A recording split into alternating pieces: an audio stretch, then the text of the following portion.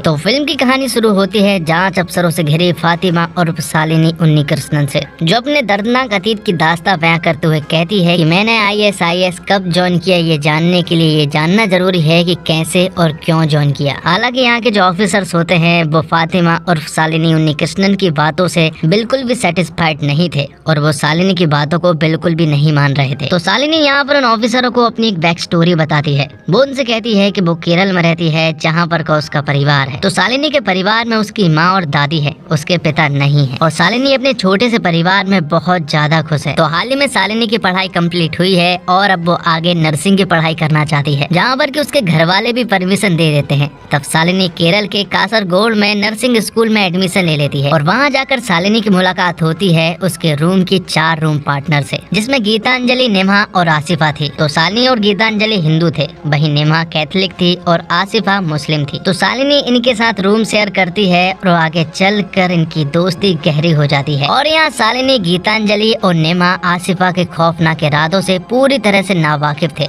दरअसल हमें शुरुआत में ही बता दिया जाता है कि आसिफा जो होती है वो अपने द्वारा इन लोगों का ब्रेन वॉश करवा कर मुस्लिम में परिवर्तन करना चाहती है। तो जब ये सारी गर्ल्स असेंबली में होती है तो हम देखते हैं कि अचानक एक आदमी मोबाइल से इनकी कुछ पिक्चर्स क्लिक कर रहा होता है और साथ ही यहाँ पर आसिफा के साथ के कुछ लोगों को भी दिखाया जाता है जो कि लड़कियों का ब्रेन वॉश करके देश से बाहर भेजने का काम करते हैं। उनकी एक बहुत बड़ी गैंग है। अब आसिफा इन सभी लोगों को खाना खिलाने के लिए ले जाती है, जहाँ पर कि जब ये खाना शुरू करने ही वाले थे कि तभी आसिफा और नेहा प्रे करने लगती है, जिसे देखकर सालिनी उनसे पूछती है। तो यहाँ पर आसिफा उन्हें बताती है कि जब हम खाना खाना शुरू करते हैं तो सबसे पहले हम अल्लाह से प्रे करते हैं। यहाँ पर आसिफा सिर्फ और सिर्फ उनसे अल्लाह की बातें किया करती है और किसी गॉड में ना मानने को कहती है। आसिफा उनसे यहाँ तक कह देती है कि हिंदू रिलीजन के जो गॉड्स होते हैं वो उन्हें ठीक से प्रोटेक्ट नहीं कर पाते हैं, क्योंकि जो गॉड खुद को प्रोटेक्ट नहीं कर सकते वो अपने बच्चों को कैसे प्रोटेक्ट करेंगे, इसलिए तुम्हें भी अल्लाह में मानना चाहिए। तो ये तीनों लड़कियों के घर हॉस्टल से बहुत दूर थे, लेकिन आसिफा का घर उसके हॉस्टल से बहुत नजदीक था,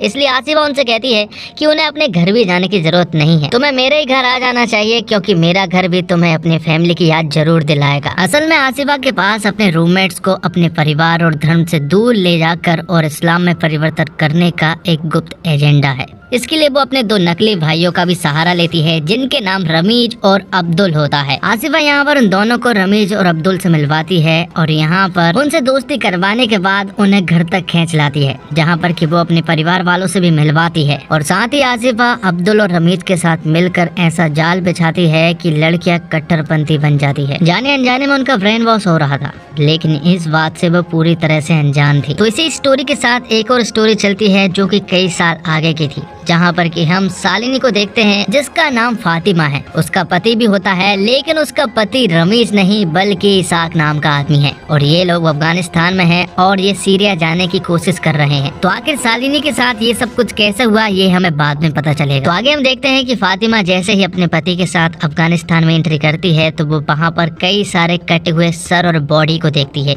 ये देखकर उसे उल्टी आ जाती है और यहाँ पर हमें ये बात भी मालूम चलती है कि दरअसल फातिमा प्रेग्नेंट है और फातिमा का पति इसाक जो होता है वो अफगानिस्तान में रहकर मिलिटेंट की ट्रेनिंग ले रहा है और जिस माहौल में वो रह रहे हैं वो माहौल इतना ज्यादा खराब है कि यहाँ पर लड़कियों को बुरी तरह से मार दिया जाता है। उनके लिपस्टिक लगाने पर भी लड़कियों को बुरी तरह से मार दिया जाता है और अगर उन्होंने भागने की कोशिश की तो सभी के सामने उन्हें मार दिया जाता है। तो फातिमा प्रेग्नेंट है, हमें ये बात तो मालूम है और साथ ही फातिमा और इसाक पति पत्नी है ये भी मालूम है। और यहाँ हमें ये बात भी मालूम चल जाती है कि फातिमा के पेट में जो बच्चा है वो इसाक का नहीं है बल्कि किसी और का है। इसाक को मालूम है कि फातिमा प्रेग्नेंट है, इसके बावजूद वो उसके साथ जबरदस्ती करता है और उसका रेप करने की कोशिश करता है। ये सारी बात फातिमा प्रेजेंट में अपने कुछ ऑफिसरों को बता रही होती है, जिसके बाद कहानी फिर से फ्लैशबैक में पहुंच जाती है और आसिफा उन सभी लड़कियों को अपने रिलीजन की सारी चीजें सिखाने लगती है। और आसिफा के जो बॉस होते हैं वो आसिफा को चिल्लाते भी है, क्योंकि बहुत दिन हो गए थे और अभी तक वो तीनों लड़कियां उनके रिलीजन में कन्वर्ट नहीं हुई थी। तब आसिफा एक प्लान बनाती है और जब तीनों लड़कियां एक मॉल में गई थी तो वहाँ पर आसिफा कुछ लड़कों को भेज देती है और वो लड़के इन तीनों लड़कियों के साथ बदतमीजी करने लगते हैं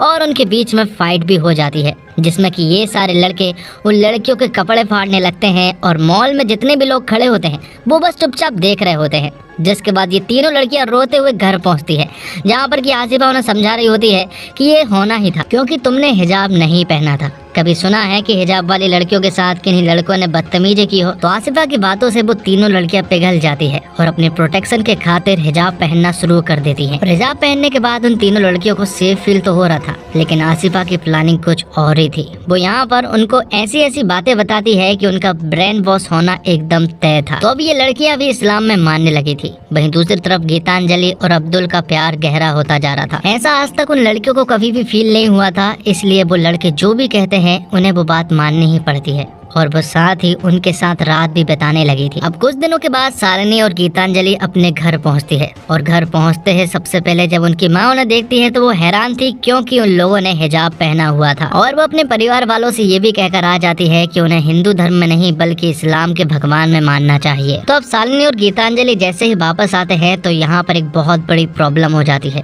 और वो प्रॉब्लम ये थी कि शालिनी प्रेग्नेंट हो गई थी। लेकिन रमेश इस बच्चे को एक्सेप्ट नहीं करना चाह रहा था क्योंकि दोनों के रिलीजन अलग है। तब यहाँ पर आसिफा उससे कहती है कि अगर शालिनी अपना धर्म चेंज कर ले तब तुम इससे शादी करके उसके बच्चे को एक्सेप्ट करोगे, जिस पर कि रमेश हाँ कर देता है। तब शालिनी अपना धर्म चेंज कर लेती है और उसके साथ साथ गीतांजलि भी अपना धर्म में परिवर्तन कर लेती है। तो धर्म के चेंज करने के बाद अब गीतांजलि और शालिनी की जिंदगी में प्रॉब्लम्स आना शुरू हो गई थी। गीतांजलि का जो बॉयफ्रेंड होता है अब्दुल, वो यहाँ पर गीतांजलि की कुछ न्यूड पिक्चर्स मांगता है और अब क्योंकि गीतांजलि अब्दुल से प्यार करती है इसलिए गीतांजलि को वो पिक्चर्स देनी ही पड़ती है। और इससे भी बड़ी प्रॉब्लम तो शालिनी के साथ थी क्योंकि रमीज उसे छोड़कर जा चुका था। ये वो बर्दाश्त नहीं कर पा रही थी, इसलिए वो आसिफा के पास जाती है और आसिफा उन्हें मौलाना के पास ले जाती है। मौलाना उन्हें बताते हैं कि रमीज जो है वो अपनी माँ के साथ किसी दूसरे देश में चला गया है और अब वो वहीं पर रहेगा, यहाँ पर नहीं आएगा। पर शालिनी घर वापस भी नहीं जा सकती है क्योंकि वो प्रेग्नेंट है और उस बच्चे को गिराना भी हराम होगा। तो मौलाना उससे कहते हैं कि वैसे ही तुमने बहुत पाप कर लिए हैं क्योंकि शादी से पहले प्रेग्नेंट होना ये बहुत बड़ा पाप होता है। मौलाना यहाँ पर इसाक नाम के आदमी के बारे में शालिनी को बताते हैं कि ये आदमी तुम्हारे लिए सबसे बेस्ट होगा और वो तुमसे शादी करेगा और तुम्हारे बच्चे को भी एक्सेप्ट करेगा और अल्लाह तुम्हारे पापों को माफ करे। इसलिए तुम्हें सीरिया जाकर एक बार अल्लाह के दरबार में अपने सर को झुकाना चाहिए। लेकिन अब क्योंकि शालिनी का ब्रेन वॉश पूरी तरह से हो चुका था इसलिए वो जो भी कह रहे थे वो उनकी सारी बातों को मान रही थी। वो इसाक से यहाँ पर शादी कर लेती है और फिर थोड़ी देर के बाद यहाँ पर हम देखते हैं कि ये बात कहीं ना कहीं शालिनी की माँ को पता चल गया था, इसलिए वो दौड़ती हुई यहाँ पर आती है और वो अपनी जब बेटी को देखती है तो वो हैरान थी क्योंकि उसकी शादी हो चुकी थी। और यहाँ पर मौलाना के जो लोग होते हैं वो शालिनी से उसकी माँ को नहीं मिलने देते हैं और शालिनी को अपने साथ ले जाने लगते हैं। यहाँ पर शालिनी से कहा गया था कि वो कोलंबो जा रहे हैं पहले तो हनीमून के लिए, जबकि वो लोग सीरिया जा रहे थे। शालिनी बैकग्राउंड में बता रही होती है कि पासपोर्ट वीजा ये लोग बहुत ही आसानी से कर लेते हैं और यहीं पर शालिनी का नाम चेंज होकर फातिमा रखा गया था। वो सारी प्रोसेस कर लेते हैं और वो पहले तो कोलंबो ही जाते हैं। यहाँ दूसरी तरफ गीतांजलि के पास अब्दुल कॉल करता है और अब्दुल भी गीतांजलि को अपने साथ सीरिया चलने को कहता है, लेकिन यहाँ पर गीतांजलि साफ मना कर देती है। वो उससे कहती है कि मैं अपने इंडिया को छोड़कर कहीं भी नहीं जाने वाली।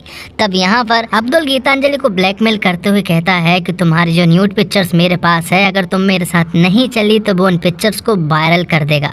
अब गीतांजलि को धीरे धीरे समझ आने लगा था कि कहीं ना कहीं लोगों ने हमको फंसाया है, इसलिए वो अब्दुल से साफ मना कर देती है कि वो उसके साथ कहीं भी नहीं जाने वाली, उसे जो करना है कर ले। जिसके बाद गीतांजलि सब कुछ छोड़ छाड़ के अपने घर वापस आ चुकी थी। उसके घर वालों ने भी उसे एक्सेप्ट कर लिया था, लेकिन अब मौलाना और अब्दुल के लोगों को गीतांजलि की जरूरत नहीं थी क्योंकि वो उनकी बात नहीं मान रही थी। इसलिए अब्दुल उसकी सारी पिक्चर्स को वायरल कर देता है। अब गीतांजलि के पास कोई और रास्ता नहीं था, इसलिए उसे सुसाइड करना पड़ता है। अब आगे हम देखते हैं निमा को, जो कि शालिनी की कैथलिक दोस्त होती है। वो शालिनी के पास कॉल करती है और उस समय शालिनी कोलंबो में थी। निमा शालिनी के पास कॉल करके सब कुछ बता देती है कि हम लोग एक ट्रैप में फंस चुके हैं। जो हमारे साथ हुआ था वो सब एक प्लान प्लानिंग थी और आसिफा ने हमारे साथ एक खेल रचा था और हम उस खेल में फंस चुके हैं। और निमा यहाँ पर उसे गीतांजलि के बारे में भी बता देती है कि उसने सुसाइड कर लिया है। तो अब निमा उसे अपने बारे में बताती है। वो उससे कहती है कि आसिफा ने मुझे एक लड़के से मिलवाया था। वो लोग एक डिनर पे गए थे जहाँ पर कि उस लड़के ने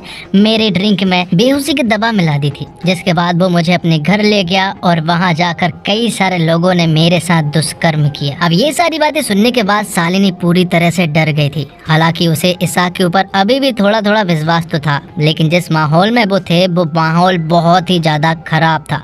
वहाँ पर औरतों को बेरहमी से मारा जाता और उनके साथ दुष्कर्म किया जाता। यहाँ पर जितनी भी औरतें हैं वो इसी तरह लाई गई हैं। अब कुछ दिनों के बाद शालिनी को एक बच्चा होता है और वो इस बच्चे के बारे में सबसे पहले अपनी माँ को बताना चाहती थी, इसलिए वो किसी तरह से जुगाड़ करके अपनी माँ के पास मैसेज कर देती है, क्योंकि अगर वो कॉल करेंगे तो वो पकड़े जाएंगे। तो शालिनी यहाँ पर एक औरत की मदद लेती है और उसके मोबाइल फोन से वो अपनी माँ के पास मैसेज कर देती है। लेकिन जैसे ही वो वहाँ से बाहर निकलते हैं तो अचानक यहाँ पर कुछ लोग आते हैं और वो यहाँ पर उस औरत को मार देते हैं। अब यहाँ से किसी तरह से बच के शालिनी अपने घर पर पहुँचती है और कुछ दिनों के बाद यहाँ पर कुछ फिर से लोग आते हैं और वो यहाँ पर शालिनी को बताते हैं कि इसाक शहीद हो गया है। और तब वो शालिनी और उसके बच्चे को अपने साथ ले जाने लगते हैं। जहाँ पर शालिनी रुकी हुई थी वहाँ पर और भी कई सारे लोग मौजूद थे। यहाँ पर वो शालिनी के बच्चे को भी अलग कर देते हैं। वो शालिनी और शालिनी के साथ वाली औरतों को एक जगह से दूसरी जगह पर भेजते रहते हैं। और जब वो एक जगह पर पहुँचती है तो शालिनी को यहाँ पर मालूम चलता है कि दरअसल इसाक जिंदा है और उसने भी उसका बस यूज ही किया है। यहाँ प्रेजेंट में शालिनी अपने ऑफिसरों को बता रही होती है कि उनका जो ग्रुप था उनमें से हर रोज एक लड़की के साथ बुरी तरह से व्यवहार किया जाता था और उनके साथ रात भर दुष्कर्म किया जाता था। यहाँ दूसरी तरफ हम देखते हैं कि निमा पुलिस के पास पहुंच चुकी थी और वो पुलिस वालों को वो सब कुछ बता देती है जो कुछ भी उनके साथ हुआ है, लेकिन पुलिस भी उनके साथ कोऑपरेट नहीं कर रही थी। यहाँ पर निमा उन्हें बताती है कि केरल में हर साल हजारों लड़कियों का धर्म परिवर्तन होता है और इतनी सारी लड़कियां गायब होती है जिनके बारे में आपको मालूम ही नहीं है, लेकिन पुलिस वाले भी उनकी यहाँ पर एफआईआर दर्ज नहीं करते हैं क्योंकि निमा के पास कोई भी लीगल प्रूफ नहीं था। और दूसरी तरफ हम देखते हैं कि अफगानिस्तान में इन सारी लड़कियों को दूसरे ट्रेजिक कैंप में ले जाया जा रहा होता है और शालिनी ने मैपिंग काफी अच्छे तरीके से की होती है, तो उसे बहुत अच्छे से मालूम है कि अगर कहीं से भागा जा सकता है तो वो यहीं से, और अगर वो यहाँ से भी नहीं भाग सकी तो उनका भागना नामुमकिन है। इसलिए मौका देखकर वो यहाँ से भाग जाती है। उसके साथ दो और भी लड़कियां थी, लेकिन उन दोनों लड़कियों को मार दिया जाता है, लेकिन शालिनी यहाँ से सही सलामत भाग जाती है। लेकिन आखिर में वो अफगानिस्तान के कुछ सोल्जर के हाथ लग जाती है और उसी के बाद से शालिनी उन ऑफिसरों को ये सारी स्टोरी बता रही होती है। तो दोस्तों, फिल्म खत्म होने के बाद उन परिवार के लोगों को असल इंटरव्यू दिखाए गए हैं जिनके साथ ये सब वाकई हो चुका है। एक हंसते खेलते परिवार की युवती शालिनी, जिसे अपनी संस्कृति, अपनी परिवार, अपने रहन सहन और अपने आस पड़ोस से प्यार है। नर्स बनने के लिए वह नर्सिंग कॉलेज आती है। हॉस्टल में उसकी जिन युवतियों से दोस्ती होती है उनमें से एक उसे एक ऐसे रास्ते पर ले जाने का ताना वाना बुनती है जहां से वापसी की राह ही नहीं है। केरल से श्रीलंका, श्रीलंका से अफगानिस्तान और अफगानिस्तान से सीरिया का उसका सफर वहां आकर थमता है जहां उसके जैसी तमाम लड़कियां आतंकवादी संगठन ISIS के कैंप में सिर्फ इसलिए जमा की गई कि वे इन आतंकवादियों की देह की भूख मिटा सके। कहानियां फिल्म में और भी हैं, लेकिन ये कहानी झकझोर देने के लिए काफी है। और धर्म परिवर्तन कोई नया मुद्दा नहीं है और कई कहानियों में इस बात को पहले भी दिखाया जा चुका है। कभी धर्म में छुपे शोषण ने लोगों को धर्म परिवर्तन के लिए मजबूर किया है, तो कभी जबरन भी धर्म परिवर्तन की घटनाएं लगातार सामने आती रहती है। बीते कुछ वर्षों में प्यार के चलते मजबूर कर धर्म परिवर्तन के सैकड़ों मामले सामने आए हैं, जिसे लव जिहाद का नाम दिया गया है। लेकिन साल 2016 से 2018 में केरल में ऐसे हैरान करने वाले कई मामले सामने आए हैं जिनमें लड़कियों को किसी न किसी वजह से इस्लाम अपनाने के लिए मजबूर किया गया और उन्हें इस्लामिक स्टेट यानी ISIS के लिए तैयार किया गया। सुदीप्तो सेन की द केरला स्टोरी केरल में घटी ऐसी ही सच्ची घटना पर आधारित कहानी है और फिल्म में लड़कियों की कहानी सच्ची है, इसलिए उनकी पहचान छुपाकर उनके बयान भी दिखाए गए। वरना बहुतों को कई बातें इस मूवी की आसानी से हजम नहीं होगी। कैसे हिंदू और ईसाई धर्म के देवताओं की बुराई करके इस्लाम के अल्लाह की तारीफ की जाती, कैसे खौफ दिखाकर मासूम लड़कियों को डराया जाता, कैसे उन पर हमला करवा कर ये साबित किया जाता कि तुमने हिजाब नहीं पहना था इसलिए ऐसा हुआ, कैसे हिंदू धर्म की लड़कियों को अपने ही धर्म ग्रंथों देवताओं की ज्ञान नहीं होता है, कैसे केरल में पुलिस और प्रशासन ऐसी शिकायतों पर ध्यान नहीं देता। इन सब को सुदीप्तो सेन ने न केवल बारीकी से बल्कि उससे भी ज्यादा हिम्मत के साथ इसे अपनी मूवी में पिरोया है। ऐसे में मूवी लव जिहाद जैसे एक ऐसे विषय की सच्चाई को दिखाती है जो अब तक धार्मिक आवरण के चलते दिखाने की कोई हिम्मत नहीं जुटा पा रहा था। उसे फिल्म के प्रोड्यूसर और क्रिएटिव डायरेक्टर विपुल अमृत शाह की मदद से सुदीप्तो सेन ने दिखाया। इसलिए आप चाहे इस साइड हो या उस साइड, फिल्म को देखना तो बनता है। फिल्म में कम्युनिटी हो या कट्टर इस्लामीवादियों पर कटाक्ष भरे कई डायलॉग्स का इस्तेमाल किया गया है जो राष्ट्रवादियों के सोशल मीडिया पेज पर जल्द नजर आ सकते हैं। और विवादों से बचने के लिए सुदीप्तो सेन ने न केवल फिल्म में असली पात्रों से मिलवाया बल्कि अपने आंकड़ों को कहां से लिया और जिन पर आरोप है वो कौन कौन है उनके बारे में भी इशारा किया। पर्दे पर लिखा आता है कि मूवी की नायिका शालिनी की असल जिंदगी में धोखा देने वाला अभी भी केरल के एक शहर के बीच बाजार में पिज्जा शॉप चला रहा है। तो हैरत भी होती है और यही वो हैरत है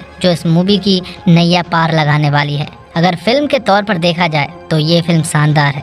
इसका एक एक सीन आप पर असर डालता है। जब फिल्म में लड़कियों के ब्रेन वॉश करने के डायलॉग आते हैं तो आप भी उन्हें सुनकर हिल जाएंगे। और फिल्म में एक भी फ्रेम ऐसा नहीं है जहां आप स्क्रीन से नजर हटा सकें। और लड़कियों के परिवार पर क्या बीतती है, ये सीन जब आते हैं आपकी आंखें नम हो जाती हैं। कुल मिलाकर ये फिल्म आपको एक एक्सपीरियंस कराती है। उन लड़कियों की कहानी को आप थिएटर में बैठकर जीते हैं और महसूस करते हैं। और फिल्म के एंड में कुछ डाटा दिखाया जाता है जिनमें उन लोगों के इंटरव्यू के हिस्से हैं जिन पर ये सब बीता हुआ है। एक लड़की का चेहरा छिपाकर उसका वीडियो भी दिखाया जाता है, लेकिन डाटा कुछ ही लोगों का दिखाया जाता है और दावा 32,000 लड़कियों का है। इस दावे का असली सच तो अब मेकर्स ही बता सकते हैं। फिल्म में आदा शर्मा ने शालिनी उन्नीकृष्णन का किरदार निभाया है और उन्होंने बहुत ही शानदार एक्टिंग की है। आप भी उनके दर्द को अंदर तक महसूस करते हैं। और आदा शर्मा ने साउथ इंडियन एसेक्ट को बहुत जबरदस्त तरीके से पकड़ा है। इसके अलावा बाकी किरदार ने भी फिल्म में शानदार काम किया है। इसके अलावा सुदीप्तो सेन का डायरेक्शन भी परफेक्ट है। उन्होंने केरल के कॉलेज और ISIS की दुनिया को इस तरह से क्रिएट किया है कि आपको यकीन हो जाता है कि ये वही दुनिया है। हर चीज असली लगती है। और साथ ही फिल्म को वीरेश और विशाख ज्योति ने म्यूजिक दिया है जो बेहतरीन है। फिल्म के गाने और बैकग्राउंड स्कोर कहानी को शानदार तरीके से आगे ले जाते हैं और गाने के बोल ऐसे हैं जो आपका दिल छू ले जाते हैं। और इसी के साथ ये एक्सप्लेनेशन यहीं पर खत्म होता है। उम्मीद करता हूँ दोस्तों आपको वीडियो पसंद आई होगी।